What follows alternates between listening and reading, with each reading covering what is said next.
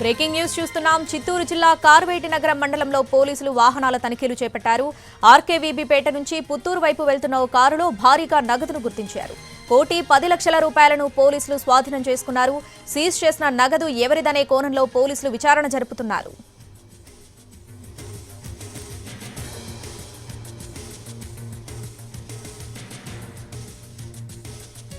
చిత్తూరు జిల్లా కార్వేటి నగరం మండలంలో పోలీసులు వాహనాల తనిఖీలు చేపట్టారు. ఆర్కేవీబీ పేట నుంచి పుత్తూరు వైపు వెళ్తున్న ఓ కారులో భారీగా నగదును గుర్తించారు.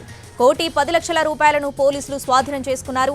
సీజ్ చేసిన నగదు ఎవరిదనే కోణంలో పోలీసులు విచారణ జరుపుతున్నారు.